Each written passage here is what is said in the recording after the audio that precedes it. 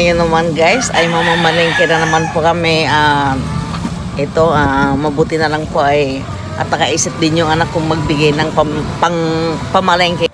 Isang mapagpalang araw po sa inyong lahat. Ngayon po ay November 1 at araw po ng mga patay.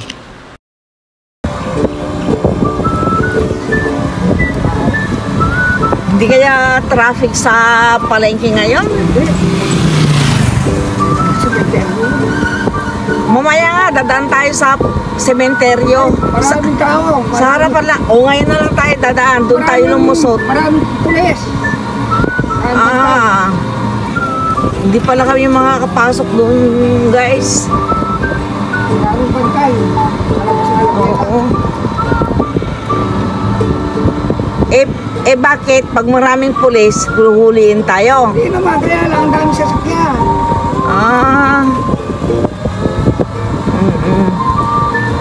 Akala ko huhuliin kami. Maraming sasakyan. Oo.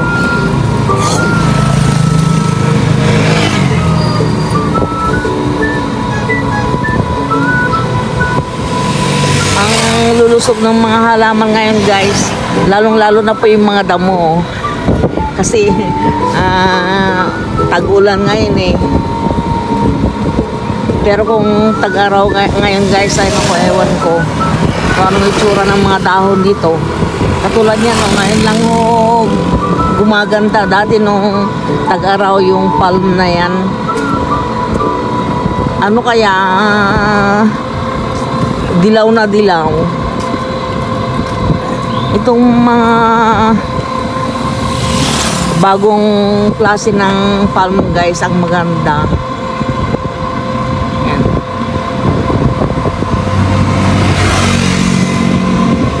Mahamog na umaga ngayon guys. At eto, marami ako nakikita mga nagja-jogging ngayon dito sa may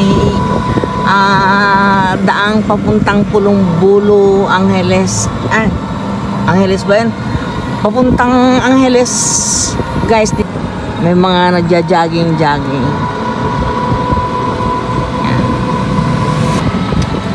Napapansin ko ngayon guys, mula po doon sa amin hanggang dito, malinis-linis ang kalsada ngayon guys. Walang mga nakaburol po dito. Walang mga patay ngayong buwan na ito. Ayan,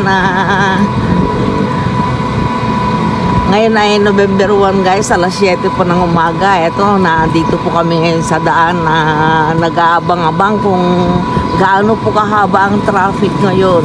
Awa naman po ng Diyos ay wala pa pong masyadong mga tao. Kaya ito, kondisyon si Dodong na mag-drive. Kasi wala po talagang traffic. Malamang guys, tulog pa po yung mga tao ngayon kasi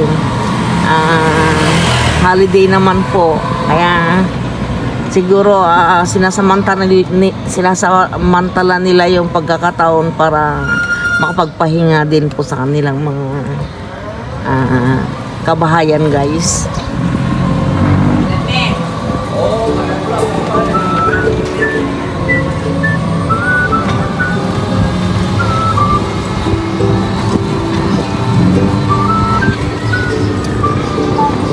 Kanina pa po ako nagmamasid-masid guys habang kami ay nasa biyahe. Ikinukumpara ko po sa akin sarili lang kung alin ba yung mas magandang bahay, kung sa right side ba o sa left side. Sa napapansin ko po guys, mas magagandang mga bahay dito sa may left side papuntang Angeles City. Malamang siguro guys, ito yung mga kauna-unahang nagtayo noong araw. Kaya medyo luma na po yung mga bahay nila kumpara po dito sa kabila. Yan.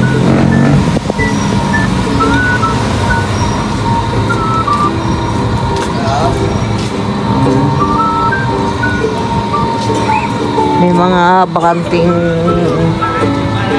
pwesto pa po rito.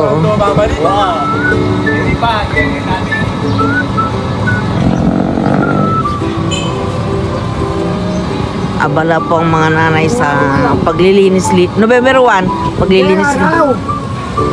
Biyernes. Ay, aro. Puno sa Eto na, gising na po sila. puno sa apo. Ayan, gising na po yung mga homeowners. Puno sa apo. Wala kang babae. Oo. Wala na. Bahala na, naandito na tayo eh. Alam naman, Ipag-parkingan doon. pagparking. Fairness na sa apo eh. Hindi ba po pwede na, na pumasok ka rin sa loob ng palengke? Mahirap. Araw din naman ng palengke ngayon eh. Maraming mga mabibili dyan sa mga gilid-gilid. Pagpamili nga ng saging, matagal na tayong hindi namimili ng saging ah.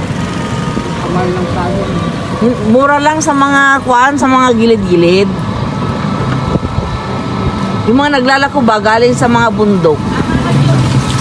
Galing sa kabundukan. Guys, dito sa may banda rito guys. Ito po ang update sa kanilang mga tubo. Malapit na rin hong anihin itong mga ito. Ang sign po na malapit na anihin, yung pinakaibaba niya, tuyong-tuyo na po ang mga dahon. Pero malaki pa ho ang malaki pa ang para tumaas ba. Tataas pa yung mga hahaba pa ang mga tubo. Pagpalagay nating mga 3 buwan pa guys.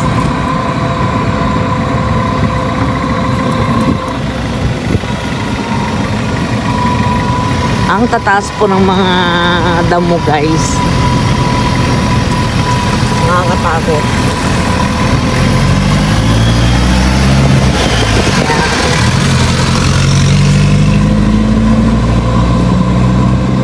Palagay ko guys, maraming mga ahas dito. At ito na naman ang magiging problema namin sa Tagaraw kasi magsusunog na naman yung mga dito, mga bantay dito. Susunugin na naman yung mga lote para mamatay ang mga damo. At para makatipid din sa pagpapatabas ng mga lote po ng mga may-ari.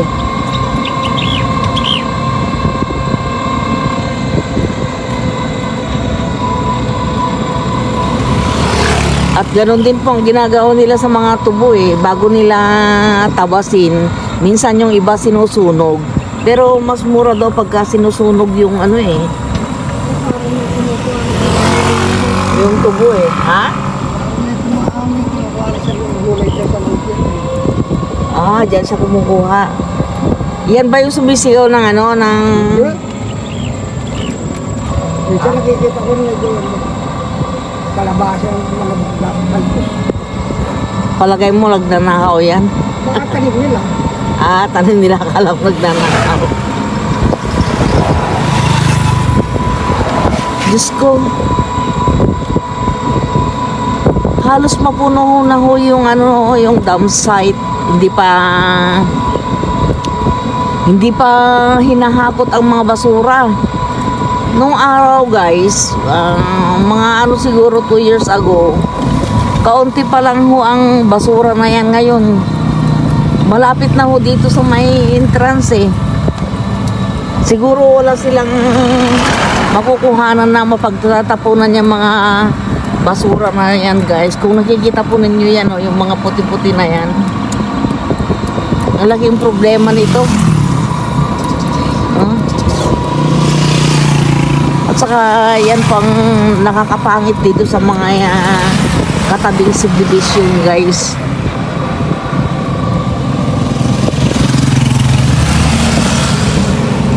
Sana hindi naman magiging payatas yan. Kung natatanda ninyo yung payatas, yung tapunan ng basura sa Payatas, Quezon City.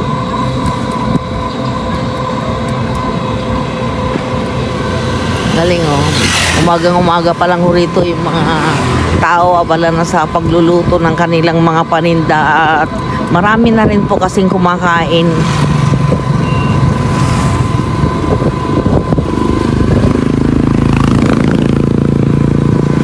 Itong mga kabahayan na ito guys, ang maapektuhan doon sa pag nangamoy ha. Pero palagay ko naman, sa tingin ko naman guys, malinis naman na yung mga basura na yun. Inalis na yung mga nabubulok para hindi makaperwisyo.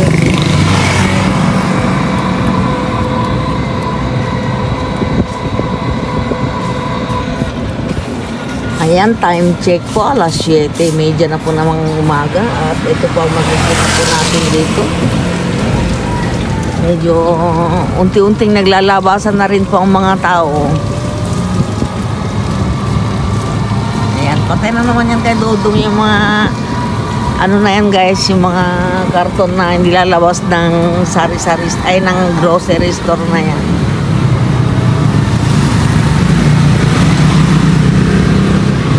Ang ganda ng ano nila oh, kumpleto. Ganda ng store nila. Dito paramihan ng laman eh. Oh.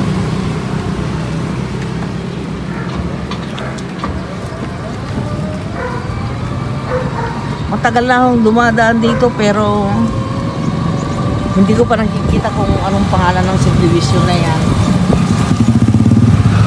Malamang isa rin mo ang nagmamay-ari dito sa subdivision dito guys sa may Fiesta Mining. Ayan na, dito na po kami ngayon sa Mini. At ito ngayon ang bagong update.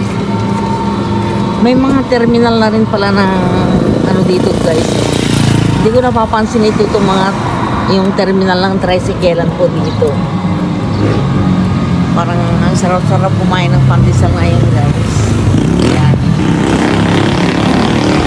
Flex ko lang po sa inyo yung ano guys, yung pandesalan ng ano na yan, yung malunggay pandesal. Ang nagmamay-ari pa pala yan, Iglesia ni Cristo. Yan. Yan ang may-ari guys. Tapos ang ginagawa nila, pinaparentahan po nila sa mga ka-iglesia nila para may mapagkakitaan. Oo. Ganyan, parang namumorsiyentuhan po sila.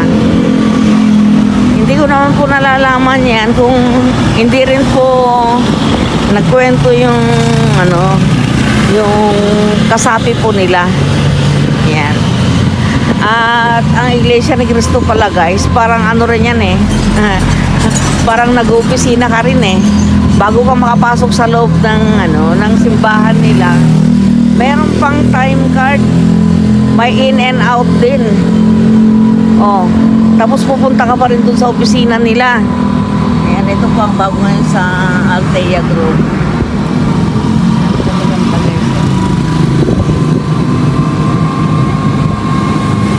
At ano, magre-report ka pa pala doon. May mga pinipirma-pirmahan ka pa. Isipin mo yan guys, isa, dalawa, tatlong beses ka pa lang na ano, na hindi makapagsimba. Malaking punishment na yun sa kanila. Oh, bibilangan ka na. Ewan ko lang kung ang Panginoon ba eh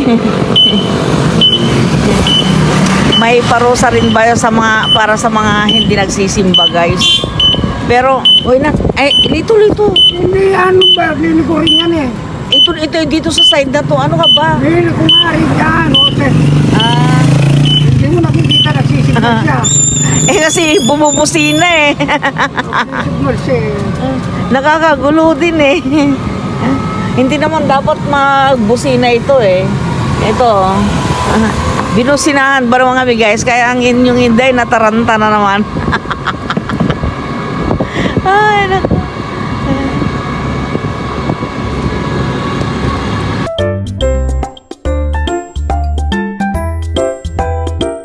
So, So, dito na po nagtatapos ang ating road trip guys at abangan na lang po ninyo yung pagpunta po natin sa palengke. Kung nagustuhan po ninyo, pa-subscribe naman po. Bye guys!